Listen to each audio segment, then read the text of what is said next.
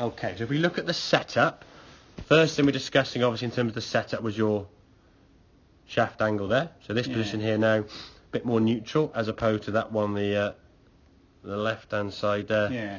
Kind of leaning forward. The ball's certainly a lot more towards your back foot there, isn't it? You can see on this this left-hand one here now, hands a bit further forward as a result of that. I mean, the hands are in a different position relative to the body, just the ball being further back puts the shaft leaning forward. And what that will do is take the loft off the golf club, okay? So we have the golf club leaning a long way forward. Just look at the difference between your feet there with the two shafts there, yeah? See how the shaft there is going almost towards your right heel, where that one there's more towards the middle, depending near your left one. So just a more neutral, more lofted club is going to give you a higher shot. Now, it may not go as far, but it will mean with this method, with your longer club, you get the ball up in the air. What you'll find when you de-loft the golf club, yes, it might go further, but when you get to go your 6, maybe your 5 iron, there'll be a threshold where you de-loft it so much you haven't got enough loft to play with, you can't get the ball up in the air. So your hybrid, your 3, 5 woods and stuff, these other clubs, they're just not lofted enough. So you just hit a very low, skimmy one, or you're trying to sort of back up out the shot to try and substitute, and you end up topping it or missing it. So I don't mind the fact the 6 iron's going 130, not 140, but at least your 6 iron can go 130, your 5 iron go 140, your hybrid can go 160. You've got your gaps there, rather than your 6 iron going 140, but then your 5 hybrid and all these other clubs, you miss hit them. Yeah. You can't play them, okay?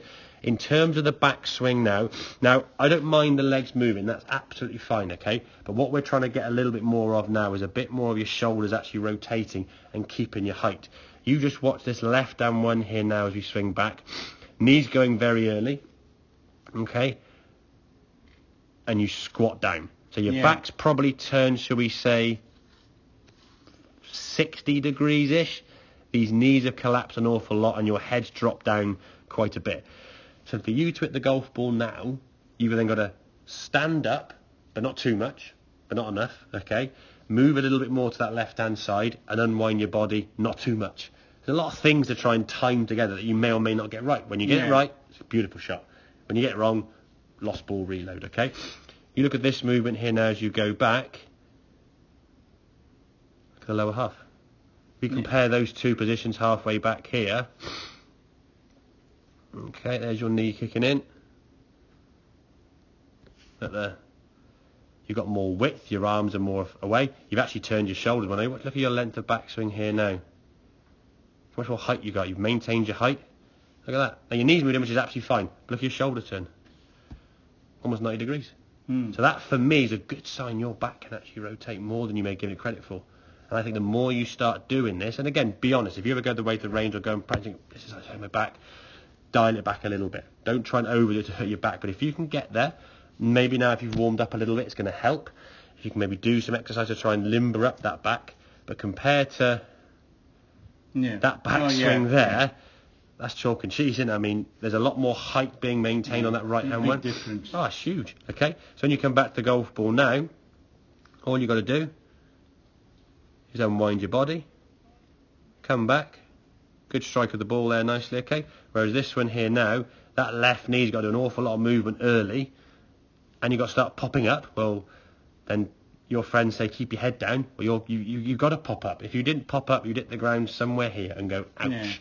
So your head has to rise up, as in the position of your head.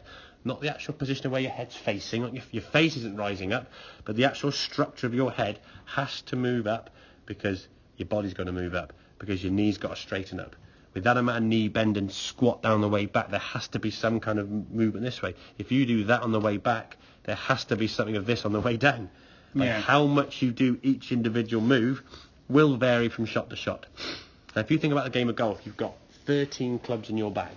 One putter, the rest are all going to have potential to be full swings.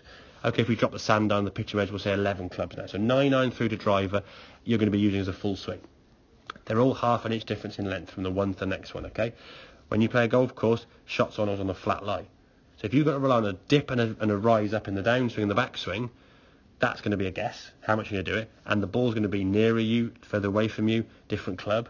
There's so many variables that have to come together to make you or help you hit a good golf shot, that when you get it right, it's phenomenal. When you get it wrong, it's like, oh my, where's that gone? Okay, and it's just that inconsistency. Okay, if we can say, right, okay, there's going to be some variation with the slope. We can't we can adjust to that, but we can't change it. Okay, that's fine. But if we maintain our height in the golf swing, so when I swing back here now, there's no need now to start rising up. Then you can start sort of striving down, and your head position there is a lot more stable. Compare that to this, where it's like ooh, up, down, and then back up again. It's just a lot of kind of up, down, up. Yeah. It's just, if that's the pivot point up here, and it's moving down, up, left, right, oh, how are you going to be consistent doing that? Very, very tough, yeah? As you turn through the golf ball, very, very good. Got a full rotation to target, your back's nice and supported there. Very, very good swing. So we can just get a little bit more top half dominant. Your knee is going to move, that's fine, but just taking a club out of the shoulders, just try and keep practicing this movement.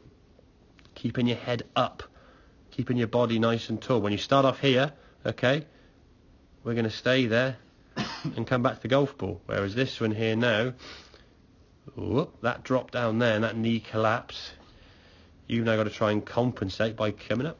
And if you come up right, you hit a good shot. But if you didn't, who knows where it's going to go. It's a variety of everything you might get. Does that kind of make sense then with that movement, okay? How's the back feeling? Be honest. Okay. Slightly, you felt you've moved a bit more than normal, maybe? Yeah, no, it's fine. Obviously, it's going to feel maybe a little bit stiff. It's just, you go to do it, you can't actually move. Yeah, I think the movement is certainly there. You need popping up. Okay. Yeah. I think it's certainly the movement is there. It's just for you to practice it so you feel more comfortable doing it. And again, you can make these movements at home in the back garden. Just sort of swing back to the top there. So maybe get a mirror or something. Just swing back, stop, swing back, stop. Just get your torso moving better. Yeah, I think you can just make sure. Try to warm up first. How often do we not warm up when we go and play golf? Well, every time, exactly. You know, because you get the golf club and you meet whoever you're playing with. Yeah, on the first tee off you have go. A chat and then you walk up when you tee off. That's it. Exactly. Yeah. And you're playing a game you want to try and play well with literally no prep work before. Okay, make sense, then, yeah?